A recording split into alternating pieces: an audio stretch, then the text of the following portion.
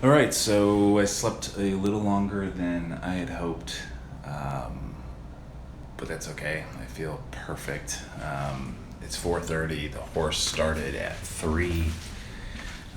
Pretty sure there's a back way into the convention center from the hotel. Well, I guess I know there is because I've done it before. Hopefully, I can navigate that on the elevator through the mezzanine or something. I don't exactly remember. But we should be able to register pretty quick for that. They should be, I think it's half-hour levels. So I should be in the 4th or 5th level of that guy. And then there's a Flight C of the opener event. It's around $200 US entry. There's a Flight D later tonight, I think at 9 o'clock. So the game plan is to go do the horse and slide into the day 1D of the opener startup event.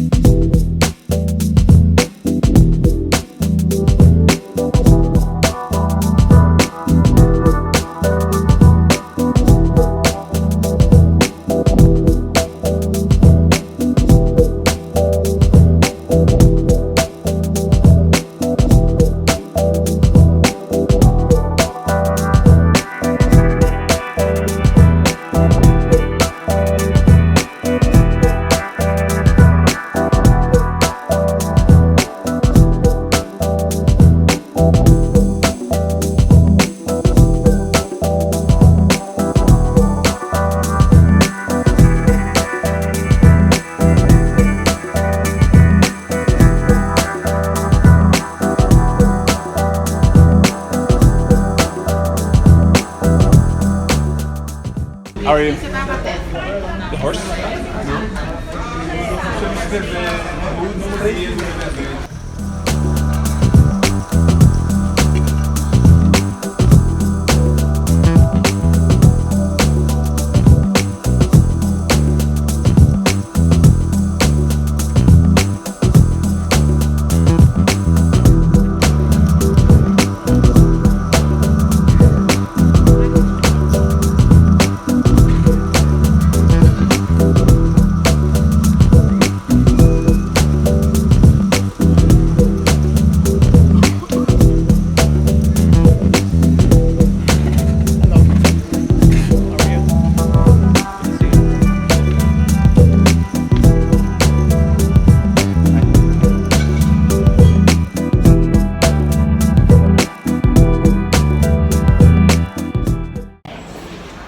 I also played one hand of the horse, got dealt pocket fives in the hole on 7 card, 8 or better, with the ace of clubs at 2 clubs. So ace 5, 5, 2 clubs.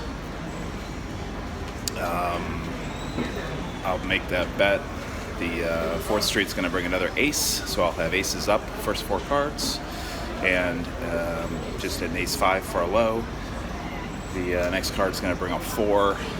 Brings me a wheel draw or a 3-card low, and so I'll just bet that all the way and take it down on 6th Street. So, first hand. Sweet. Yeah, it's amazing how many of the same faces I'm seeing from previous tournaments.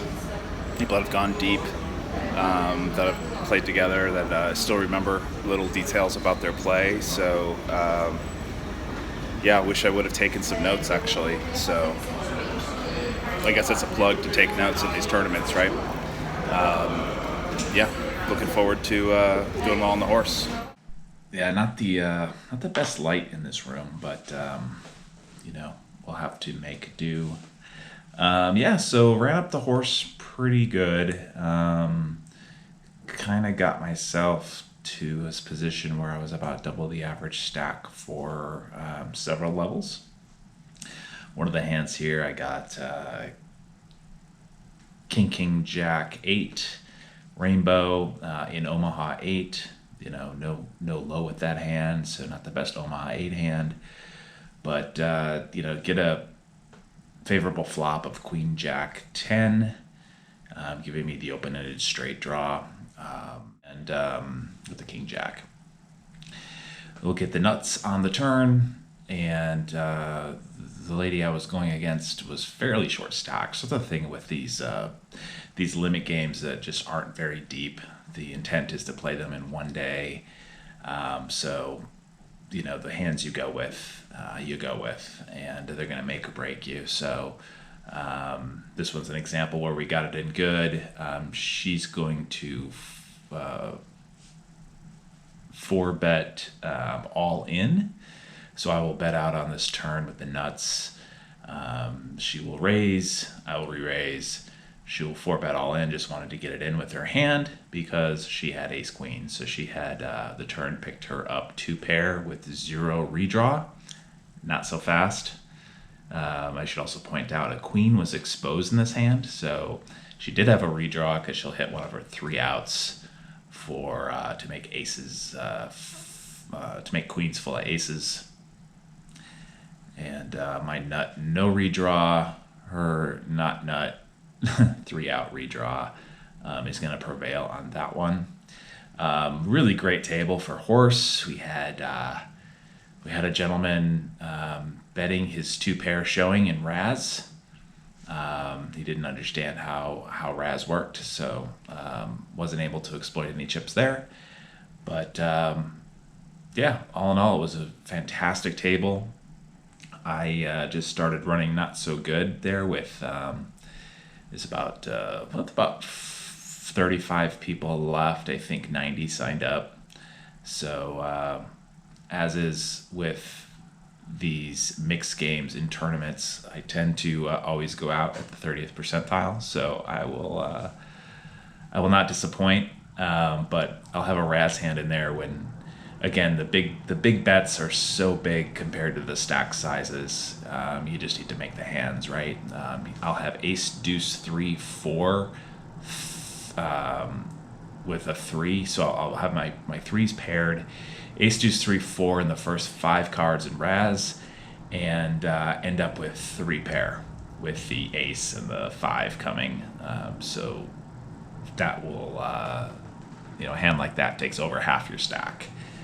Because there's going to be raising, you're going to want to make that pot as big as you can. Of note, the gentleman won it with a king. So he did not have a good hand. He was not thrown off my 4 wheel cards showing on the board, but somehow I'll miss that one. So yeah, hands like that will eliminate us out of the horse. They paid 11. We'll go out in 29th place. And we'll jump into the startup event. Yeah, so just to give some context to the startup's a $200 entry. It's this is the fourth and final day one, where they're basically getting over 1,000 entries in each of the sessions. So a pretty big field, although it's only a $200 entry. It's going to be 3,000 to 5,000 entries in total. So it should make for a pretty big prize pool, and you definitely want to run up a stack on day one. So I'll kind of have a re-entry mindset with bullet number 1. Starting stack's 30,000. I'll run that up to around 80 to 90,000. And there's a guy that was 3-betting quite a bit, definitely opening a ton, obviously a very wide range of hands. Maybe the 3-betting was in line, but tournaments like this with a lot of recreational players, you don't always see very many 3-bets without super premium hands too. So a gentleman playing the game for sure. And, I'm going to 4-bet him with jacks. He's going to make the call. We have a 9-high board, and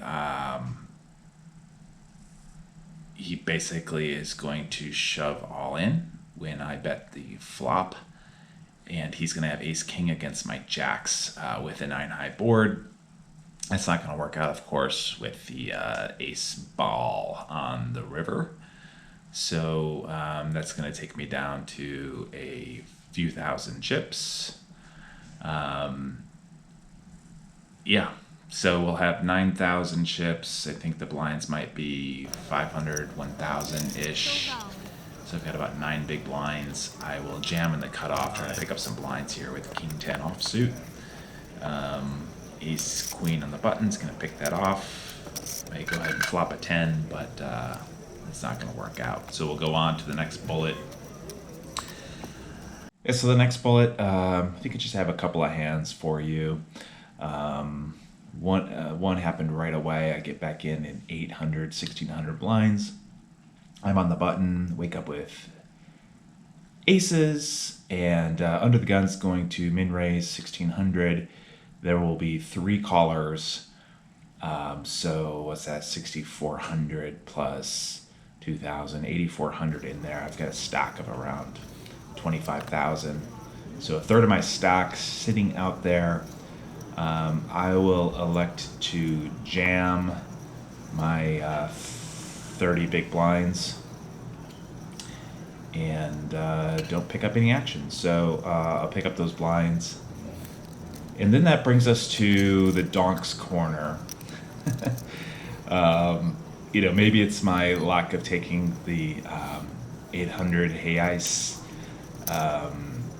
this Brazilian currency, right? 800 reais, 800 reais tournament very seriously. It's probably my lack of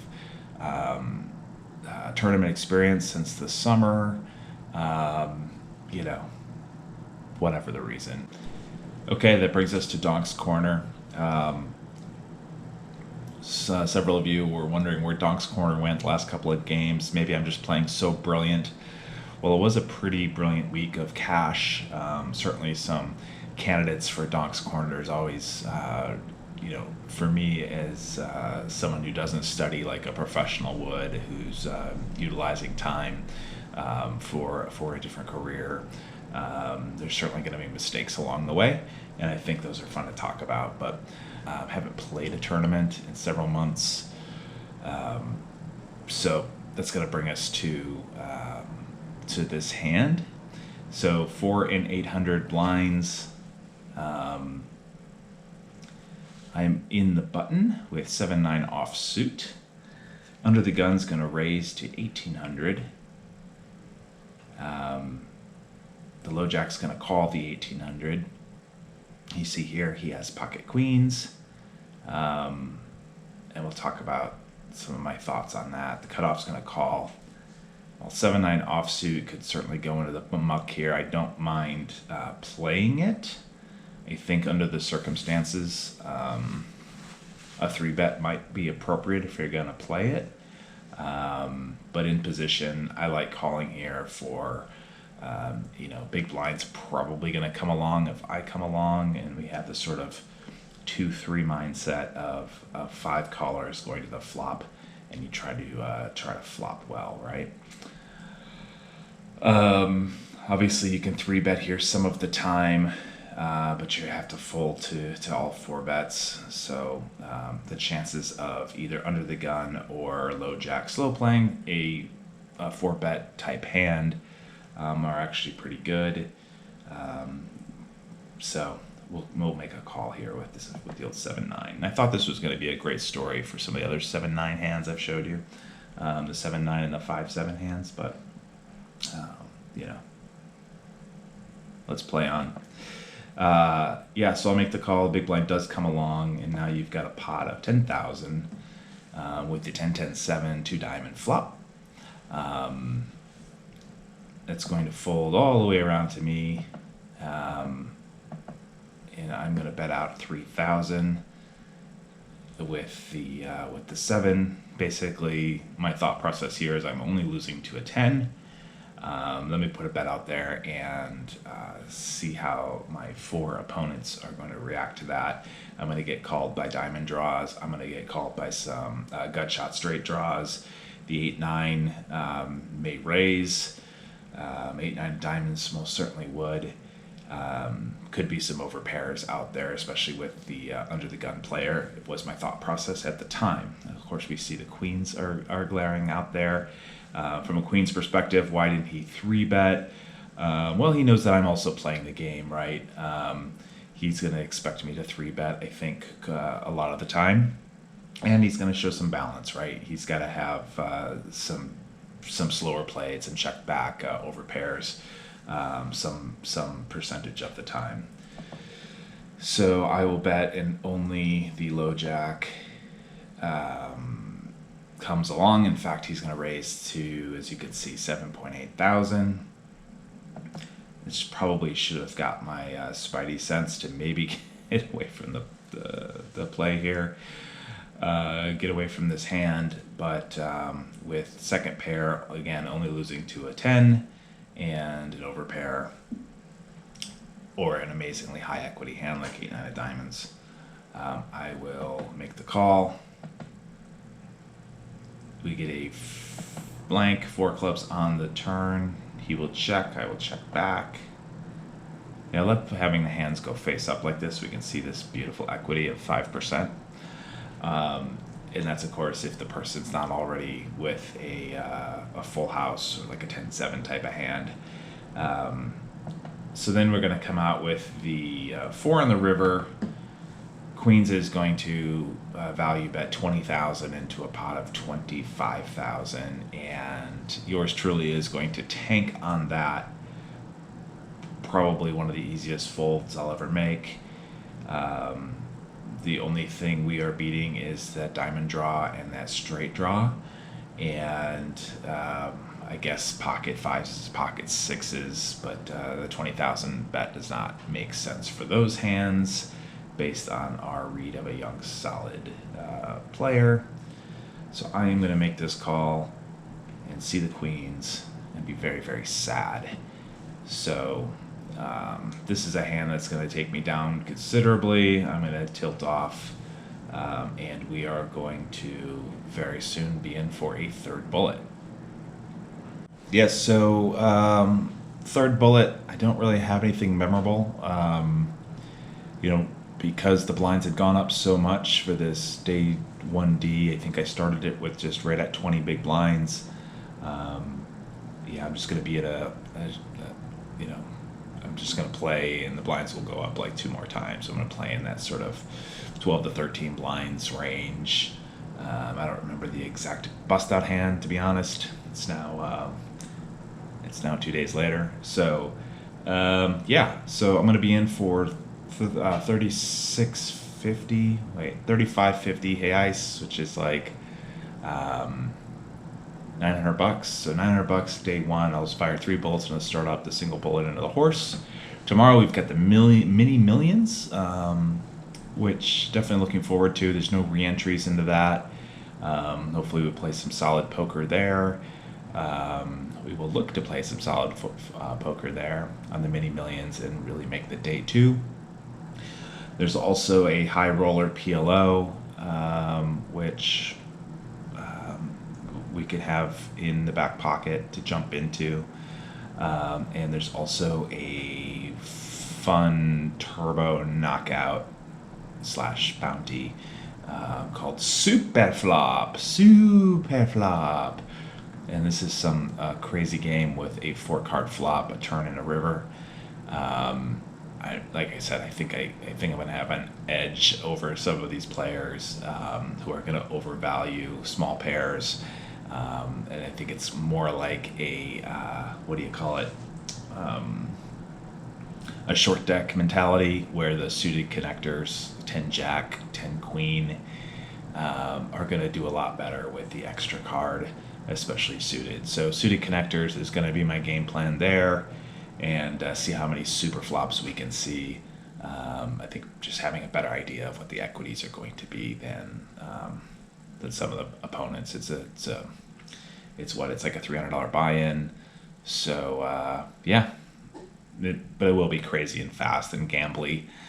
Yeah, so I'll leave it there for day one, and already have some great footage for day two. I've got a hack up for you, and yeah, thanks for the support. Subscribe if you haven't, and let me know if you saw some other Donk candidates in the comments. You can certainly say whatever you want down there. My feelings aren't going to be hurt, and yeah, hopefully we'll start the massive stream of caches with day two or day three as we get closer. See ya.